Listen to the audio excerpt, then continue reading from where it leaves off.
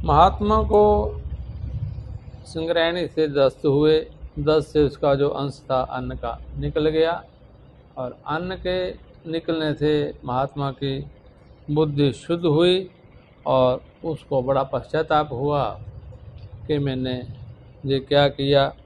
मैं राजा के जहाँ गया और वहाँ से मैं हार चराया, उसके कारण निरपराध प्राणी बहुत दंडित हुए।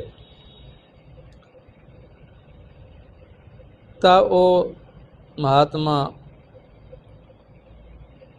जाकर गिरता पड़ता राजा के पास गया और जो निरपराध प्राणी थे उनको मुक्त कराया।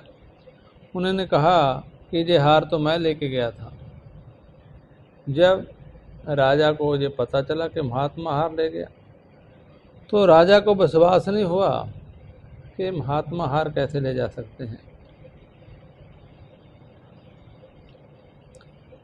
तो फिर महात्मा ने कहा, महाराज, आपने जो मेरे को अन्न खिलाया था उसका पता करो कि कहाँ से आया था। उस अन्न के खाने से मेरी बुद्धि विकृत हो गई और मेरे मन में हार को देखकर हार उठाने का संकल्प कहाँ से उत्पन्न हुआ।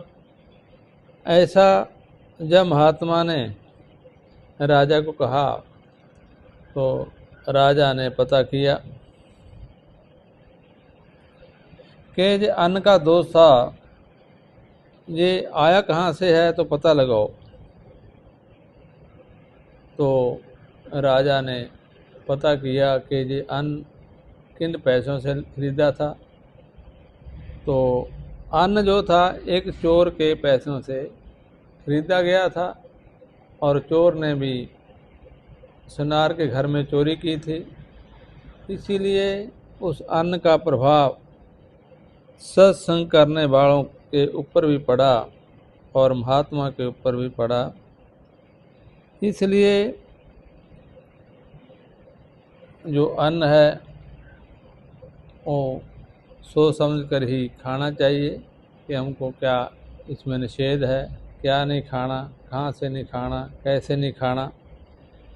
ऐसे ही देखो, एक चोर का अन्न, चोर के पैसे राजघराना में आए, उससे अन्न खरीदा गया, तो उससे तपस्वी महात्मा की बुद्धि चोरी के रूप में परिणत हो गई। जब वो संग्रहणी के कारण उनका अन्न निकल गया, उनका रस निकल गया, तो ऋषि जी को भी, महात्मा जी को भी फिर दोबारा ज्ञान हुआ कि जय मैंने गड़बड़ की है। इसलिए जैसे जैसे हम कहते हैं कि जैसा खाओ अन्न ऐसा होए मन, इसलिए अपना सोच समझ कर क्या खाना है, क्या नहीं खाना है, इस बात का जो थोड़ा ध्यान रखकर खाते हैं, वही भगवान की भक्ति में उनका मन लगता है और भगवान की भक्ति करने में जो विघ्न आते हैं वो अपने वातावरण से और अन्न से ज़्यादा उत्पन्न होते हैं। इसलिए जैसा संग, कथा, कीर्तन, आरती, भजन होता हो, ऐसे वातावरण में हमको रहना चाहिए। और इसी कारण सत्संगत करनी चाहिए। गुरबाणी में भी कहा है, सत्संगत कैसी जानिए, जहाँ एको नाम बखानिए।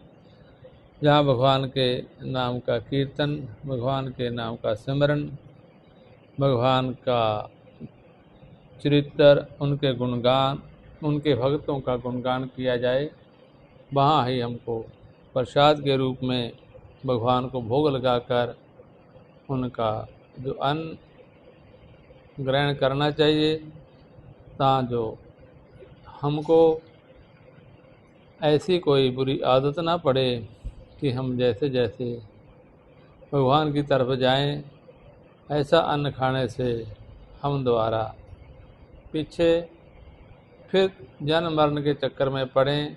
भगवान का भजन, भगवान के नाम का कीर्तन, गुरु मंत्र का जप जैसे जैसे बढ़ता है, जैसे जैसे अन्न की शुद्धि होती है, ऐसे ऐसे विहार शुद्धि होती है, तो हमारे मन की भी शुद्धि होती रहती है।